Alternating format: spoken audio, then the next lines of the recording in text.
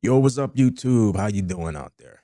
There are a couple of things that I've come to realize in the last few years, but Star Wars is dead, and Kathleen Kennedy is not going anywhere. But that's my opinion. Looks like the critical drinker decided to give his, so I thought I'd check it out. All right, let's get into this.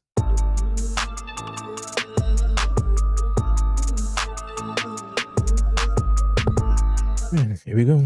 You know, there comes a point in every person's career where they start to think less about future plans and possibilities and more about their own legacy, where they stop looking towards what might be and start looking back on what actually was. How will I be seen in the years and decades to come? How will future generations look back on my work and achievements? And what can I do to help guide and direct that legacy now? Such is apparently the case with Lucasfilm president Kathleen Kennedy, a woman with a storied history as a Hollywood producer dating back longer than I've been alive.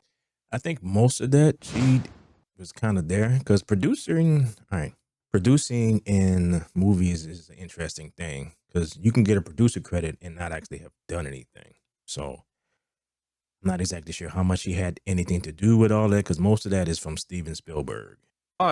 Yeah, a cynical man could probably argue that having close personal connections to Frank Marshall, Steven Spielberg, and George Lucas, three of the most powerful, experienced, and influential men in Hollywood for decades, probably gave her career a bit of a helping hand, but what the hell? We all use the tools that we have at our disposal, don't we? The problems really began when she had to leave the Marshall, Spielberg, Lucas safety net behind and take over as president of Lucasfilm. Now the training wheels were well and truly off. Now there was no experienced producer or director telling her what to do, giving her specific tasks to complete, or setting out a creative vision for her to help realize. Now, One thing is that somebody should have told her is turning a boys brand, which was Star Wars is and will always be, into a girls brand will not work. But, you know.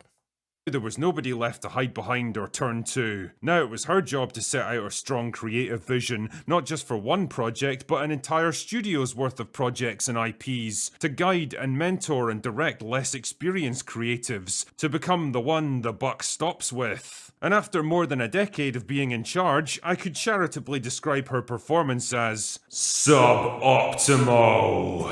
And by that, I mean the single biggest act of brand annihilation in the whole history of entertainment, reducing franchises like Star Wars from the status of money-printing machines and pop culture juggernauts to a gaggle of irrelevant TV shows on a faltering streaming service. I don't think people truly realize how big the IP of Star Wars was.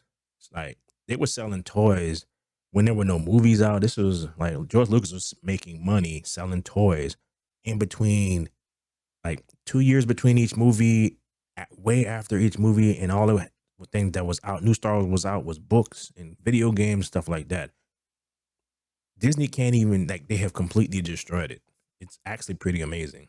Beloved icons of cinema like Indiana Jones into pathetic old men getting upstaged by prissy, unlikable replacements, and even resurrecting obscure 1980s fantasy IPs with such laughably terrible TV adaptations that they had to be memory holed into oblivion. The crazy thing about Willow is George Lucas helped write, like, there's an actual books of what he wanted to do as far as a continuation of the story that were actually pretty good, that were focused around the girl, that they could have done, which would have been awesome, but they chose to go the route that they went.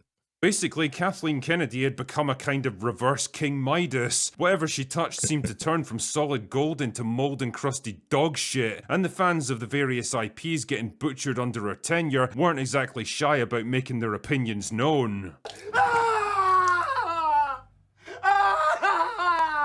For years now, there's been debate and rumours about if and when she would finally leave Lucasfilm. Would she be fired after the latest apocalyptic box office disaster? Had she been quietly demoted into a symbolic figurehead, with far more capable executives making the actual decisions? Was she engaged in some kind of brutal civil war within the studio, desperately clinging on to power even as rogue factions tried everything they could think of to dislodge her? Who knows? All we know for sure is that just like cockroaches, a particularly stubborn weed, or Darkside Phil, there was just no getting rid of her. She was like the turd that just wouldn't flush. Year after year, there she was presiding over her shrinking empire, seemingly impervious to even the most scathing professional criticism, ruinous financial disaster, or brutal fan backlash. And now You would think that after all of that, that even your own ego will make you leave. It's like, all right, I'm not good at this and I'm continuing to fail, and my legacy is not going to be all the stuff that I've previously done. It is going to be the stuff that I have done in the last 10 years, because to be honest, she probably had very little to do with all the stuff that was previously done. And she will be remembered for destroying Star Wars. announcing fantasy projects that would never get made, smiling at premieres for movies that would lose her studio hundreds of millions of dollars, launching TV shows that nobody wanted to watch, scooping up manufactured awards and accolades like a Hollywood magpie, basking in the fake glow of purchased praise from an entertainment media complex still too greedy and spineless to ever criticize her. Yeah. Jesus, and they talk about the male ego. But the one thing that no amount of money and influence can deflect is good old father time, and at 71 years old, it seems like Kathleen Kennedy is finally getting ready to step down as Lucasfilm president. The catch? Apparently she wants to go out on a high with a big win to send her on her way. Yeah, yeah, that's not gonna happen.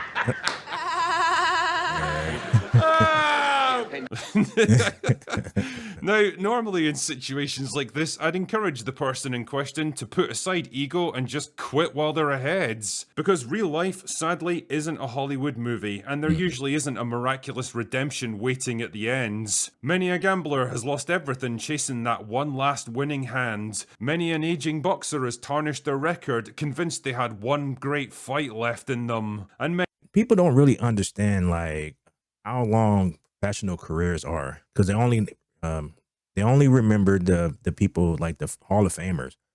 Most professional careers are like 3 to 4 years. You were the best at your high school and whatever, and sometimes you got to realize where your talent lies, and a lot of times reality will tell you where your talent lies, and you get gone. You know, it's kind of how life works. But I guess she's in a position where she can just ignore that, unlike the rest of us. many a popular band has damaged their reputation with an ill-advised reunion, hoping to recapture their glory days in late middle age. But in this case, the reality is that it doesn't really matter what Kathleen Kennedy does now, because whether she retires tomorrow or hangs around for another decade isn't going to change how this plays out. The stark, uncaring reality is that there's nothing left for her to ruin or save at this point, because everything she inherited from George Lucas has already been destroyed.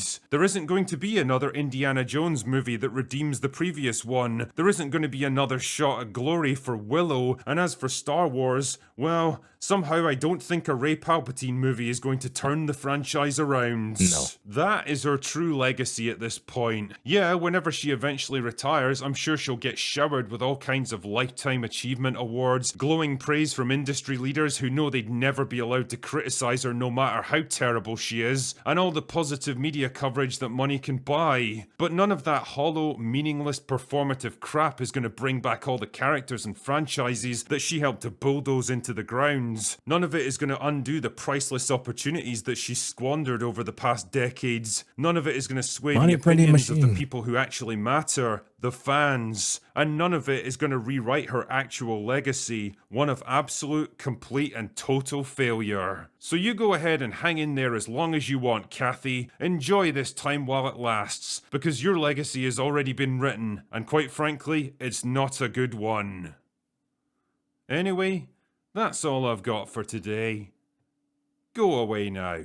The thing that I've noticed in life is that you have to know where your talents are, where your weaknesses are, and all that stuff, because it will allow you to position people around you that can help you. But if your ego is so big, then you don't actually think like that. So therefore, you tend to have a result like this. She thought that she can do something, she couldn't, and you get what you get. And like I said before, you can want your legacy to be whatever. Your legacy is going to be your legacy based on what you did. So, all right. That was pretty funny. Actually, well, not so much funny, but entertaining. So please, all you guys out there who check this out, I will leave a link to his full video so you don't have to listen to. You can watch it without listening to my commentary. So please like, share, and subscribe, and all this fun stuff. And I'm Vaughn B, and I'm out. Later.